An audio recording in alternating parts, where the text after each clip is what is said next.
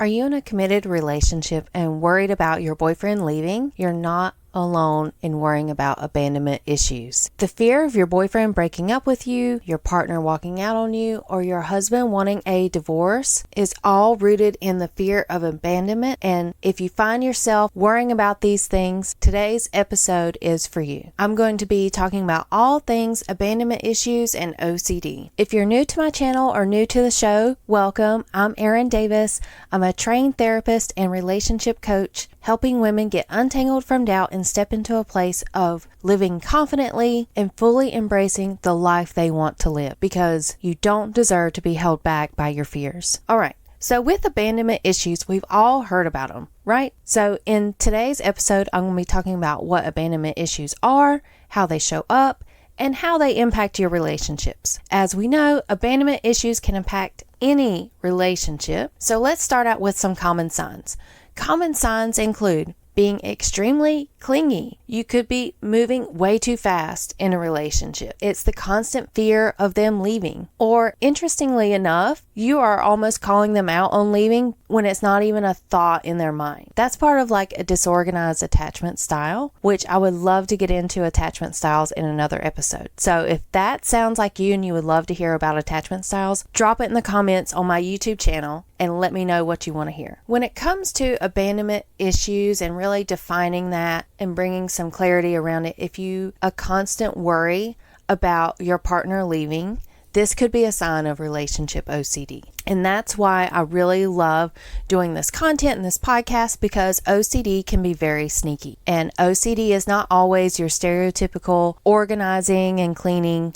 No, it can totally show up in your relationships where you're constantly worrying about your boyfriend breaking up with you, even though there's no evidence to suggest that they want to break up with you. You're repeatedly questioning your own worthiness, or you are overanalyzing your partner's words, actions, behaviors, their tone, to see if there's some sign of disinterest. I think this also shows up in you overanalyzing your own level of commitment in the relationship, and the behaviors that you will sometimes find yourself doing sounds like seeking reassurance from your partner about the stability of the relationship, or monitoring or controlling behaviors where you're doing excessive texting, you are checking your partner's social media, or you're needing constant updates about their whereabouts. You could also find yourself being overly accommodating to your partner because you're trying to prevent conflict. Yeah, sound familiar? You could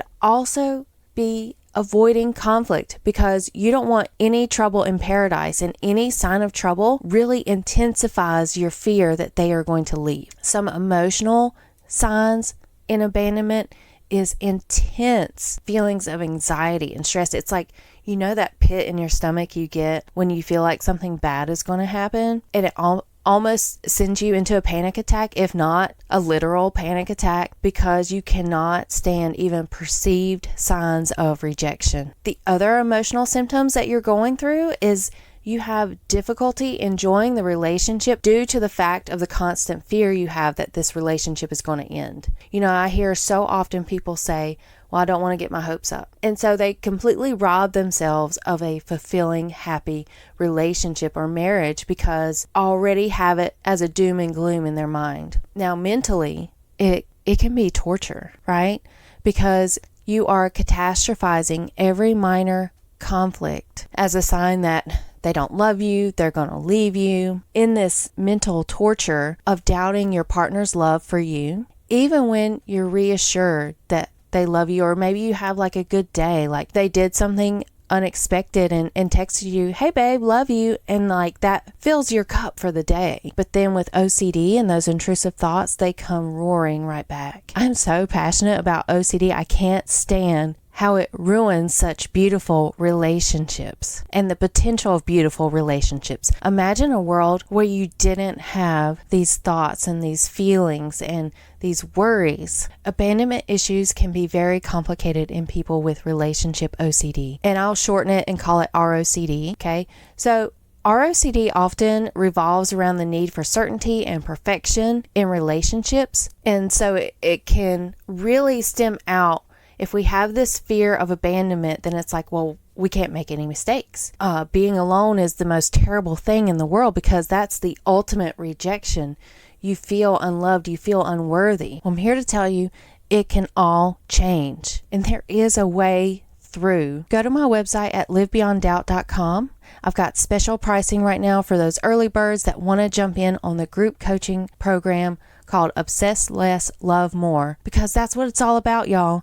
Like, we are here to help you get self-awareness, to get self-compassion, to feel confident, and to feel free from this bullcrap. I mean, just in being real, right? And what I love about this program is like there are going to be some long-term benefits, not only in your relationship, like your romantic relationship, but you're going to form a community. This is going to be a community of people who have been through the program, who know their stuff, who are interested in the same goals as you, and you can help keep each other accountable, remind each other of strategies. And I've got big plans, big dreams for this community, and I want you to be the first ones on the ground to help see it all the way. So again, go to livebeyonddoubt.com to grab the special pricing today on the Obsess Less, Love More program. Okay, so let's start to talk about those strategies to help you in overcoming ROCD, because we are going to be a boss, right? We are going to boss up to this crap. So the key takeaway in understanding the fear of abandonment, it stems from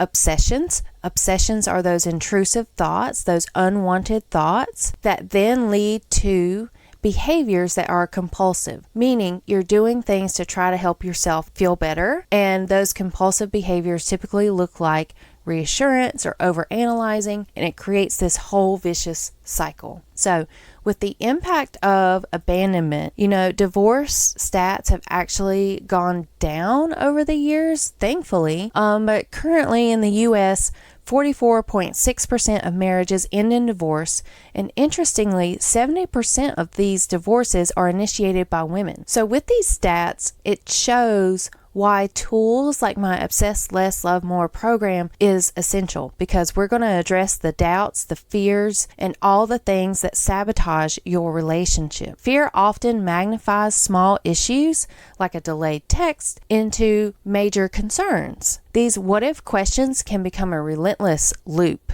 of like, what if they leave? What if I'm not enough for them to stay? So let's talk about breaking the cycle. To break the cycle of the fear of abandonment, you need to first acknowledge the fear and recognize its validity. So recognize it exists and that this could happen. Okay, then let's zoom out from that and look for evidence, meaning kind of like in a court case. You can't prove anything without evidence. So we're going to do the same thing for these fears and obsessions. Is there any actual evidence that your partner wants to leave? Often the answer is no. So when you feel the urge to seek reassurance, I encourage you to pause and ask yourself, am I asking this to connect, or is it just to ease my anxiety? If it's just to ease your anxiety, I then challenge you to delay, skip, or decrease asking these questions so that you can strengthen your relationship in the long run. And before we close, I'm going to give you one more strategy. One of the most powerful strategies to combat fears of abandonment is to build emotional independence. This means creating a life that isn't entirely dependent on your partner. It doesn't mean avoiding connection altogether. Okay, because I think, in our society, we really push independence. But when you think about it, like pursue independence at 110%, we're going to be lonely. So it's not being so independent that you're by yourself, but it's creating this healthy emotional independence where you're not fully reliant on your partner for your emotional needs. So some of those action steps looks like developing hobbies and friendships outside of your relationship. And honestly, because we're all human, it's important for you to recognize that your partner is not going to meet all of your emotional needs, and that's okay. So as difficult as it may feel to do a hobby or to have friendships outside of your relationship, I encourage you to start small. Start with something that you will be successful in, like maybe going out to get coffee with a friend. Okay, so it's not like a full-on shopping day or anything extravagant. Like just go get coffee with a girlfriend, all right? Because all in all, you need to be successful in these strategies and start to break out of this obsessive loop, okay? It is a cycle and it sucks. in just being real. But the good news is you can break free from it. And if you want more support in that, go to my website at livebeyonddoubt.com to apply for the Obsess Less, Love More program, and you can get my support and the support of peers who are in the same boat, and this support is going to be invaluable to you. With the Obsess Less, Love More program, it's a 12-week program where we're going to meet every Wednesday night for 90 minutes to help walk you through these strategies and really implement them effectively. If this episode resonated with you, you can also download my 10 signs of relationship OCD checklist. Link is in the show notes, or you can also grab it at the livebeyonddoubt.com website. Next week, I'm going to bring you an episode about when it's time to break up. This is a must-listen episode if you're navigating relationship doubts. And remember, you are not defined by your doubts or your fears. Peace and clarity in your relationships are possible. If you found this episode helpful, please rate and review the podcast and share it with someone who might need to hear it. Thanks for joining me on this journey. Take care, and I'll see you next time.